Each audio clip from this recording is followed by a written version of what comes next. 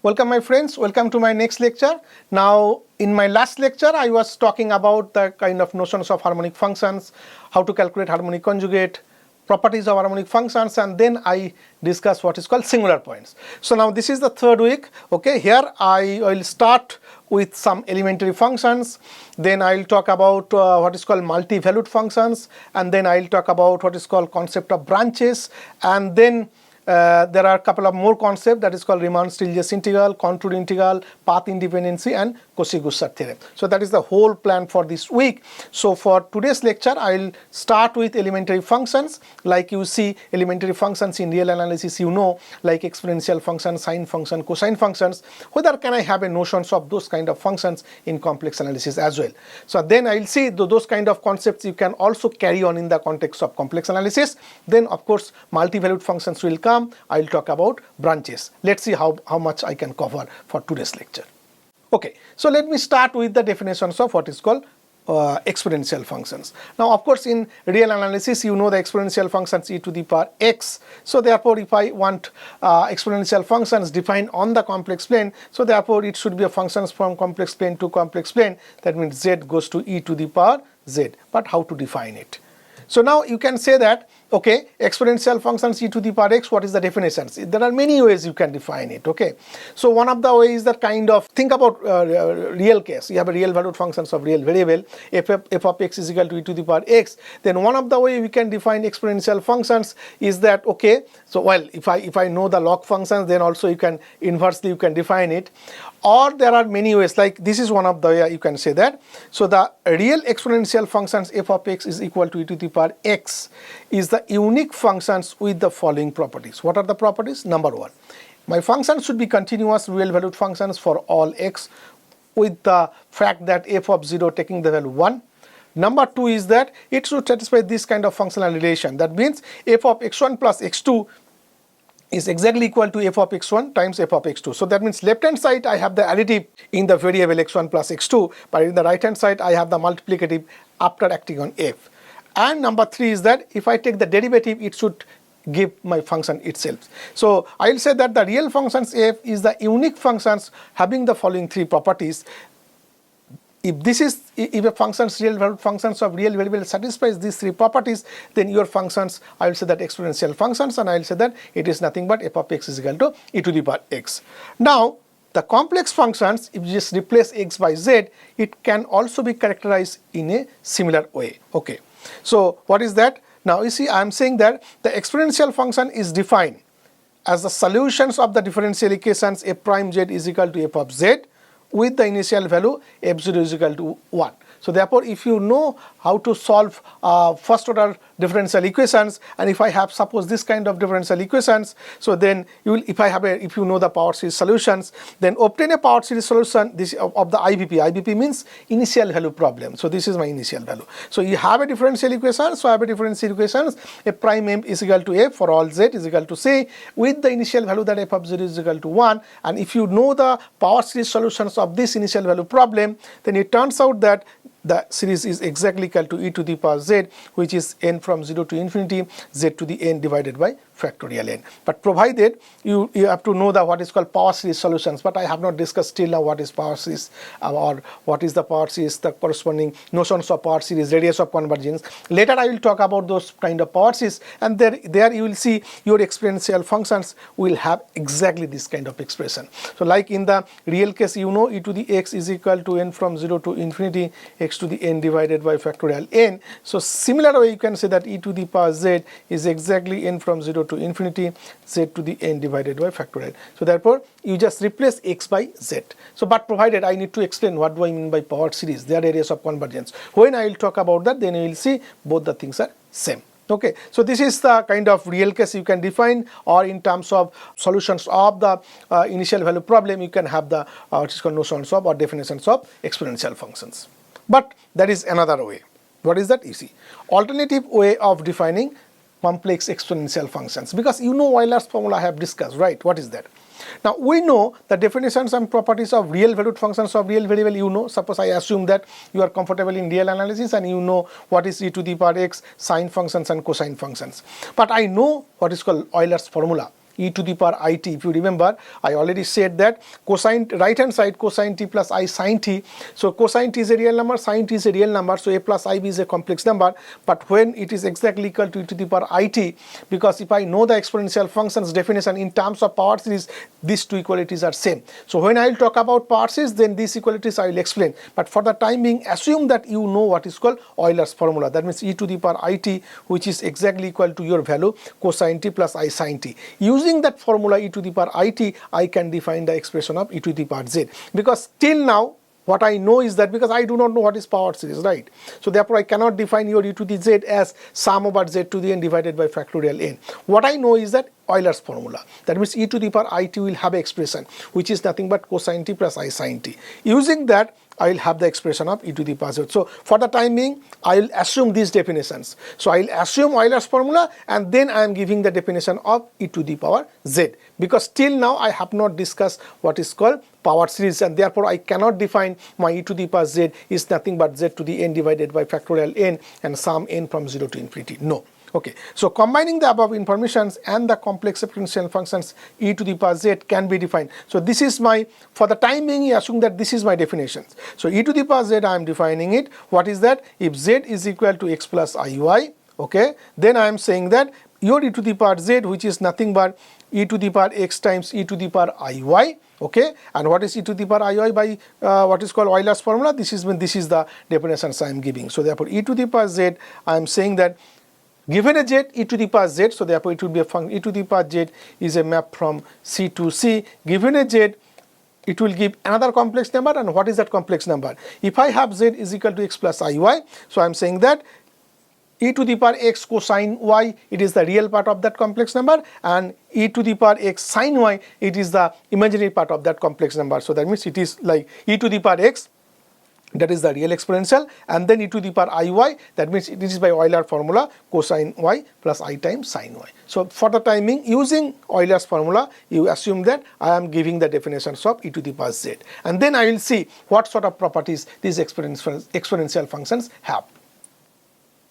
Now look, so these are the properties of exponential functions. So I have defined in terms of Euler's formula. So first property is that if z is equal to xy, okay, that is the definition. E to the power z is exactly equal to e to the power x times cosine y plus I sine y. Then what about the argument? It says that if I take the absolute, then this is x turns out to be e to the power x, because e to the power iy, if I take the absolute, which is cosine y plus I sine times y, its modulus is 1. So therefore if I have the, sorry, e to the power x, so now it is of the form r e to the I theta. So therefore argument of e to the power z, which is exactly equal to y.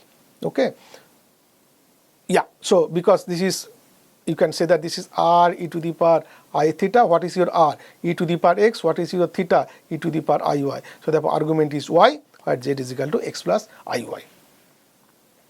Okay, so number 3 is that e to the power z, I have to prove that it is analytic everywhere, and not only that, its derivative is e to the power z itself. How to prove it? Very nice. So look, how to define e to the z? E to the z is equal to e to the power x times cosine y plus I sine y, right? I have to show that it is analytic everywhere. So that means I have to prove that, take a point in the complex plane and show that it is analytic there, okay? And if it is true for all points in the complex plane, then it is analytic. In fact, this entire functions, right?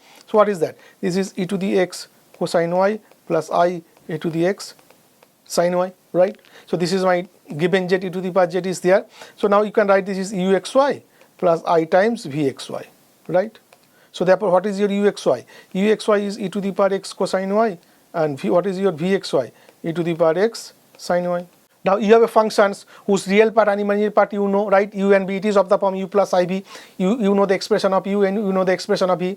What is the expression of u? It is a combination of exponential function and sine cosine function. This is a very nice function. So therefore, all the partial derivatives of u and v are exist, right?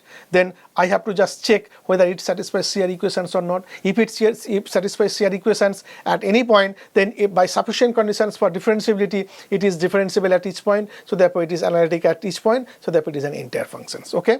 So now look. So only point is remaining to check that whether it is satisfying what is called Cauchy-Riemann equations or not. So you have expression of u, you have expression of v. So what is ux? Calculate what is ux. Ux is equal to e to the power x cosine y. Ux, what is uy? Uy is equal to e to the power x minus sin y. Okay. What is Vx?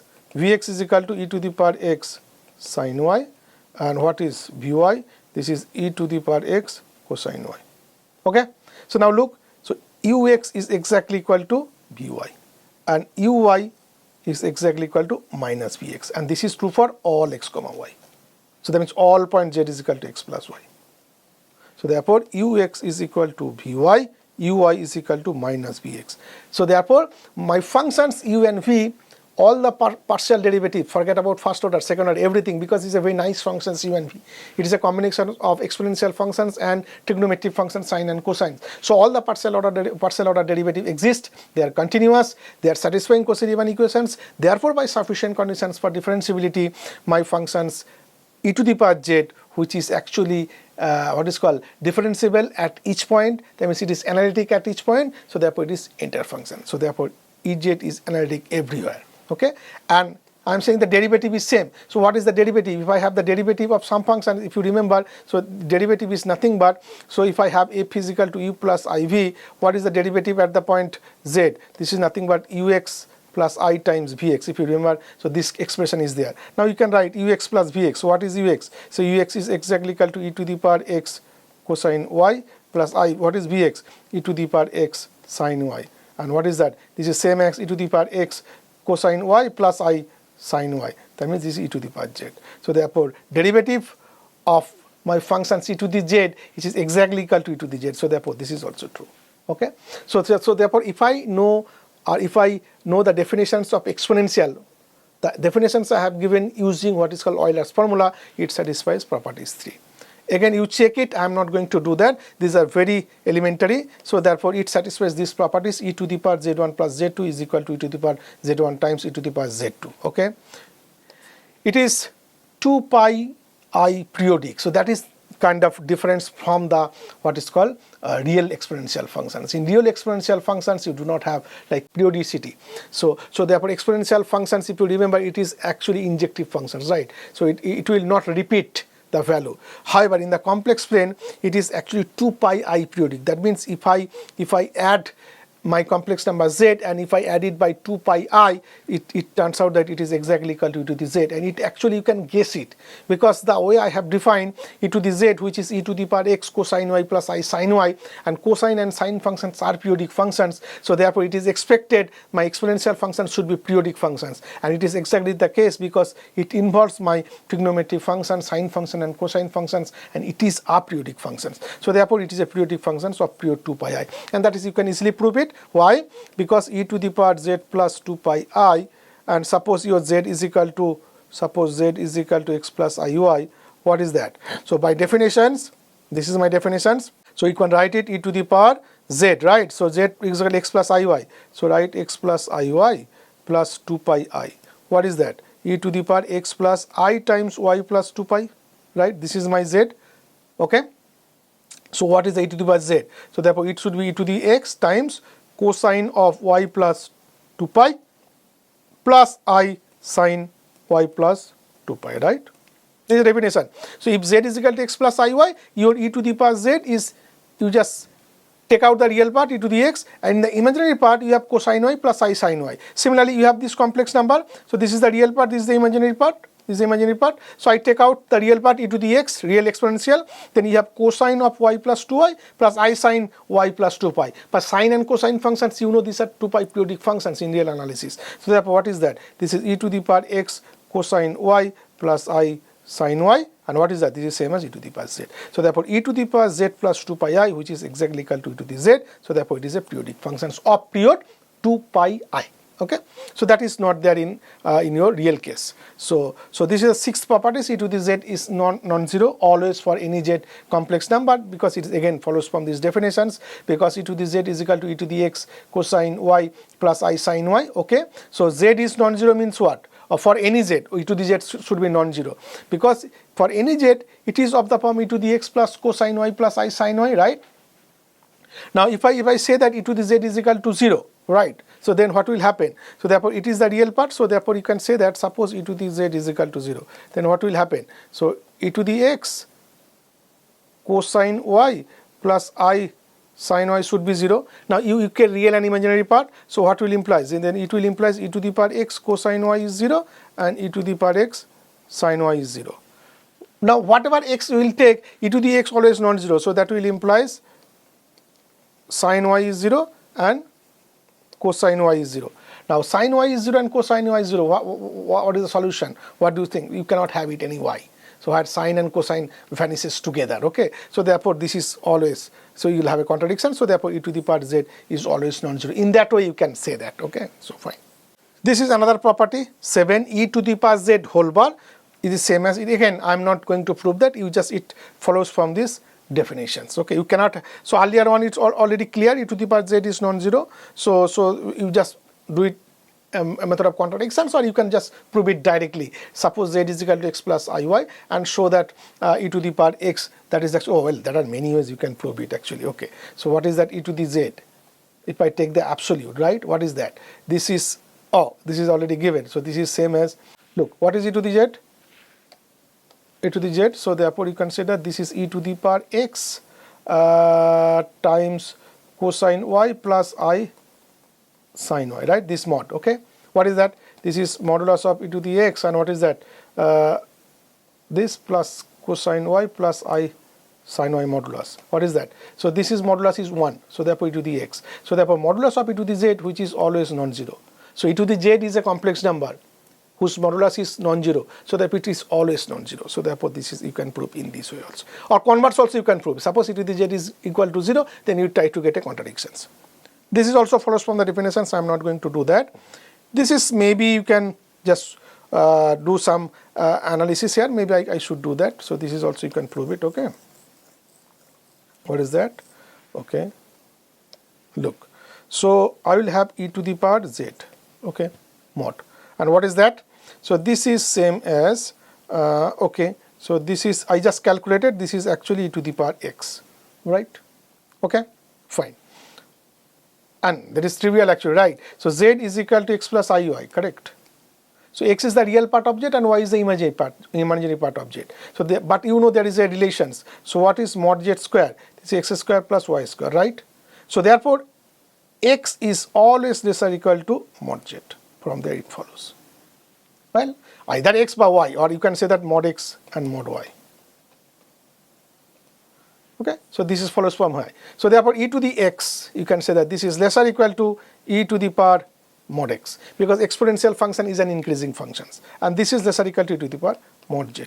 Because I am talking, whenever I am talking about the modulus, that means, and take the exponential, that means I am talking about the real exponential, right? So therefore modulus of e to the z, which is e to the x, which is dominated by e to the power mod x, which is dominated by e to the power mod z, because my real exponential function is an increasing function. So therefore this is okay. Last one I am not going to prove right now, because I have not discussed the definitions of what is called power series. When I will talk about the power series, then I will say that the definitions I have given in terms of Euler's formula, that means e to the power z is exactly equal to e to the power x times cosine y plus I sin y, where z is equal to x plus iy. This definition exactly equal to the right hand side power series. That means I can say that this is exactly equal to n from 0 to infinity z to the n divided by factorial n. So therefore it is same. So whether I am using Euler's formula or whether I am giving the definition in terms of what is called series expansions. So these portions I will prove later when I will have the kind of notions of what is called power series. Otherwise all properties are like the kind of easy way you can prove it, just using the definitions of what is called exponential functions. Okay, right. The only difference from the real exponential functions I have it is that number 5. So this time I have exponential functions, of course, which is analytic at each point of the complex plane, whose derivative is my exponential functions. That means my function is an entire functions. Okay, that you can just prove it, because e to the power z you can write it into two parts, u plus iv.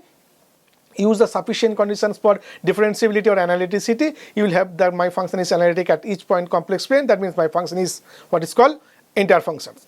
And not only that, derivative also is the same. Again, you just use the if my function is differentiable, what is the derivative at the point z? So like if I have expression of u and b, which is nothing but derivative of f at the point z, which is ux plus ivx, or in terms of ui and vy, you can write it. Using that, you will have this formula. The difference you will have the periodicity. In real analysis, you do not have it, but in complex case, it is. Yes, my function is exponential function. It is a periodic function, so and with period 2 pi I. So that means you can easily get that this is not an injective function because it is a periodic function. So earlier in the real case, exponential function is an injective function, but this time in the complex exponential, it is not an injective function because it is a periodic function. So if I have two distinct points, but the corresponding value will be same. Okay, so this is like some kind of geometrical things where we just would like to see that now I know the kind of my functions exponential function, that means z goes to e to the power z. I have defined couple of properties I have explained. It is analytic functions, it is differentiable. In fact, first differentiable I talked about. From there you can say that it is infinitely many times differentiable. It is an entire functions and it has all the nice properties. It is periodic. So thus I would like to see that now if I denote it by y is equal to w is equal to e to the power z, then let's see what is the image of this line in the w plane. So that means this is my map, w is equal to e to the power z. I am saying that this is the z plane, this is the domain. In the domain I am taking horizontal line. Now horizontal line, what is the kind of equations? That means x plus iy, where x is running from minus infinity to infinity, y is fixed. So that means this is fixed. So this is the horizontal line, right? So this is this. So now what is the image of that horizontal line under this function's exponential of z? So you see I have written.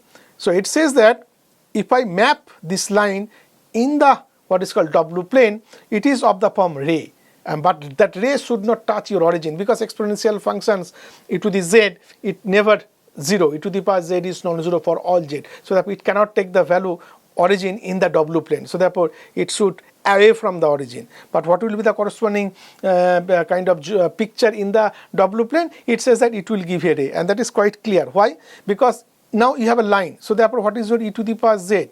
So this is e to the power x, then you have cosine y plus I sin y, or you can say that e to the power x, okay, write it like that, okay, or maybe you can say that e to the power x, then e to the power I y. So this is the using Euler formula. But what is the line? I have line z is equal to x plus iy, where x varying but y is fixed. So therefore e to the x times e to the power I y naught. So therefore e to the power z, if I take z is from here, so it will of the form e to the x times e to the I y naught, where y naught is fixed. Now it is of the form r e to the I theta, right, polar form. Now look, theta is fixed, that means argument is fixed, argument is y naught. But so you can say that, so w, which is e to the power z, which is of the form r e to the I theta, where you can say that r is equal to e to the x, and your argument of w, which is y naught. So that means in the image plane, in the w plane, how the image of a point z, which is of the form x plus iy, where x varying y is equal to y naught, how it looks like? It looks like that argument is always fixed, but your r, which is e to the x is varying. Now if x varying from minus infinity to infinity, how the e to the power x ranges in the real case? It takes the value from where? Open 0 to infinity. So therefore your r will change, but argument will fix. So therefore theta is equal to y naught, that is always fixed, but it is taking a ray. That means it will take all the complex number.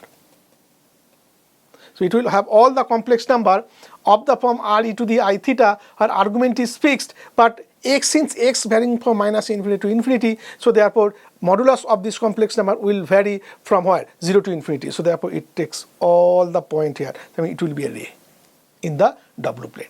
So therefore exponential functions map in the z plane. If I have a what is called horizontal line, it maps in the w plane to a ray, but that ray should not touch at the origin because exponential functions cannot take the value 0 in the range. So that is why. So this is very nice. So then you can say that okay, this is the what is called horizontal line. Now if I take a vertical line, where it maps, like instead of horizontal line, if I take this kind of line, that means here y varies but x is fixed. Again from the definitions you can say something, and what it turns out is that yes, instead of ray, now you can guess. This time argument will vary, but x is fixed. X means modulus of the complex number will be fixed. So therefore now modulus of the complex number in the w plane is fixed, but argument varies. What it will give? That means if I take like if I have, so therefore this is fixed, but argument varies. So I will have this line, this same. So therefore you will see you will have a kind of circle. So therefore this time what will happen? You have the, So the horizontal case, what will happen? Actually, your argument is fixed, but your R, that means the modulus of the complex number varies. That means it will be a ray with the fixed argument. But if I take a vertical one, here argument, that means the Y will vary, but X is fixed. That means I'll have a fixed what is called modulus, but argument varies. That means it will give a circle. You can guess it. When all the argument you can take, but your length will be, or modulus of the complex number will be same. So as I said, the same thing will happen. For example, this one. So it will be a circle of radius what? Radius will be the what is called modulus of the complex number. So that means if it is of the form e to the x times cosine y plus I sin y, since x is fixed, the e to the power x naught will be the modulus of the complex number. Well, the same thing, mapping of the properties e to the z of the vertical lines. How the vertical line looks like? Your x is fixed, but y varies. Now, what will be the corresponding image in the W plane? Again, do the same calculations. So you have e to, of course, there is a catch. Okay, I'll tell you. So e to the z, by definition, it should be e to the power x cosine y plus I sin y. That means e to the power x e to the power iy. By x is fixed, that means this should be e to the power x naught, and then you have e to the power iy, and y varies from minus infinity to infinity, right? So what is the modulus of this complex number? E to the x naught, I mean that is fixed, but y is the argument part, but argument varies from minus infinity to infinity. So therefore, if I take any point z in the vertical line, it will be a number here with radius e to the x naught and argument in some argument. But y running from minus infinity to infinity, that means it takes all the argument values. That means it will give you all points on the circle. But you can say that to get the circle, I do not need y should vary from minus infinity to infinity, because all the point on the circle, so your y varies from 0 to 2 pi. So therefore, as long as my y varies from 0 to more than 0 to 2 pi, that means I will get a circle. As long as, because see, it depends on the what is called periodicity of your trigonometric functions, cosine function and sine functions. They are 2 pi periodic. So therefore, in that case, since my argument varies from 0 to 2 pi or minus pi to pi, so as long as my y varies from minus pi to pi or 0 to 2 pi, I will have the circle. But if it varies from minus infinity to infinity, that means it will actually repeat your circle. Okay, so suppose this is your real line. So minus infinity to infinity, that means if it varies from 0 to 2 pi, that means it will give you one round of circle. But if I vary from 2 pi to 4 pi, again it will repeat. So therefore, if y varies from minus infinity to infinity, it will actually repeat your circle that many times. So that's exactly I have written. So therefore it says that if I have z is equal to x plus iy, so x is fixed, perfectly all right. But if I take y, when y means instead of varying from full minus infinity to infinity, if y varies a to a plus 2 pi, that means at least 2 pi interval, if it crosses, then it will have a circle, and it will be, in that case it will be 1 1. That means there should not be any repetitions. It will be 1 1, and your range will be e to the x naught times e to the iy, and y running from a to a plus 2 pi. So it says that, okay, so to get a circle, I do not need y should vary from full real line r. Rather, if it varies from say some 2 pi periodic interval, then it will give you a circle, and there my function should be 1 1. So this is for images of horizontal line and vertical line. Okay, now you see, so this is another, you can just play with that. If I have a rectangular region, so rectangular region means what? That means x varies from some a to fix a to b, and y varies from c to d, and suppose your d, my d is it's from c to d, and d is greater than c plus 2 pi. That means y is varies from more than 2 pi period. Okay, so if these things happen, now you can easily guess. Two ways you can say that. Either you can say that, okay, so I can break my rectangle into this many slides. Okay, either in this way I can do that. Now in this way, if I do that, so therefore I have a horizontal line. Now horizontal line, where it should map? Horizontal line maps to what? It will be a ray. So now, but it should be a ray, but if in that case horizontal line means full horizontal line, that means x varies from minus infinity to infinity. But this time my x varies from where to where? My x varies from a to b. So therefore it will not give you the full ray, but rather it will give you a portion of the ray, right? So because where you told, where is your ray end point, left end point or right end point, if I think in that way. So since my x starts from a to b, so therefore it will, so if I take this line, so this line e to the a, so for example, so if I take this line, okay, so this line, that means so this horizontal line, so what is that? This is my, yeah, so this is my, okay. So this is my horizontal line. So it starts from A, starts from B, right? So y, so horizontal line means what? So this is my x. So x is done from A to B. So therefore, in the left hand side I have a point A, right hand side I have a point B. So therefore, if x runs from A to B and y running from 0 to 2 pi, so therefore it will be a ray from e to the A to e to the B. And this is true for all. So therefore, if I do this kind of things, so it will be annulus. So this is one of the way by thinking about as a ray. Now instead of what is called horizontal, I can think about as a vertical. Vertical will be more appropriate, I think, to think about it. Okay. So there you can have more explicit picture. Okay. So what is that? So vertical line. If I have a vertical line, okay, where it will map? It will map a circle. Now in that way you can easily guess it will be annulus. Okay. Why is that? Look. So for example, if I take this vertical line, okay, if I take this vertical line, now in this vertical line, so suppose I am fixing my x is equal to A, right? So now this vertical line, suppose x is equal to fix, say in the end point A, and but y is varies from where? C to D, and D is more than 2 pi periodic, that means D is taking more than C plus 2 pi value. So therefore x is equal to A, that means your radius e to the A is fixed, but since y runs from more than 2 pi periodic, so it will be a circle of radius e to the A. Now if I take any x more than A, so therefore if I take x is equal to say some in between A to B, so therefore I will have some radius, and y is running from more than 2 pi periodic, so it will be another circle. Again you have some radius, it will be another circle. So so that means as long as my x varies from A to B, you will have one circle with a radius of e to the x, or x runs from A to B. So therefore it will be annulus starting with the radius e to the A and ending with the radius e to the B. So therefore it will be more appropriate or more visualized if I map, or if I break, or if I think about my rectangle as a infinitely many pieces of horizontal line, vertical line, and what will be the corresponding image. So this way you can also think about that in terms of circle, and if I think about horizontal lines, then you have to think about on a ray. So in any ways you can think about that. If I have a what is called rectangle where x runs from A to B and y runs from C to D, but provided, this is very important, otherwise you cannot have circle, because D is greater than C plus 2 pi means my y varies more than 2 pi periodic, so therefore it will be a circle. Okay, so therefore it will be an annular region. Okay, so this is another kind of nice observations. Another one is that if I take the left half plane means what? So if I take any line, okay, and if I take the left hand side whole, so that means what is the left half plane? So that means y varies from minus infinity to infinity, but x runs for less or equal to x naught. So therefore suppose this is my x naught, so therefore x is in the left hand side, right, and y varies from whole, so all the point. So therefore this is the one.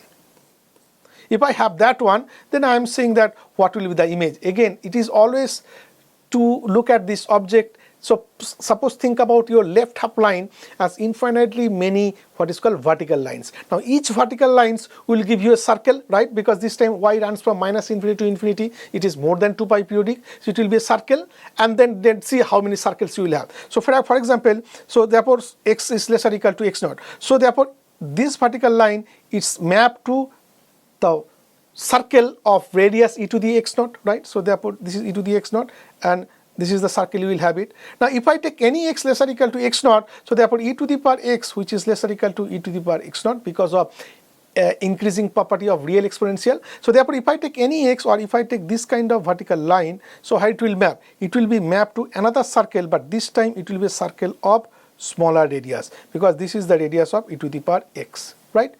Because x is less or equal to x naught, that is why. If I take another vertical line here, so there also you can take x which is more lesser, so you can have another circle. So this is another e to the power x.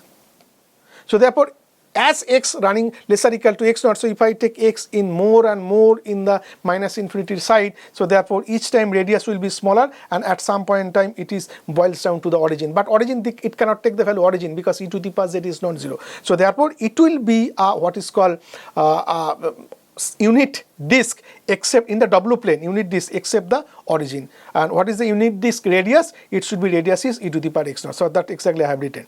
So therefore it should be W is equal to r e to the I theta, where r running from r should be strictly positive because the image will not take the point origin in the W plane.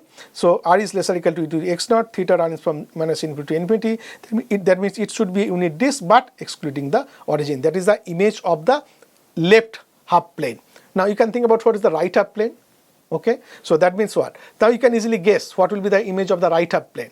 So in the right half plane, that means if I take z is equal to x plus iy, where x is greater or equal to x naught and y varies, that means the right half plane, right?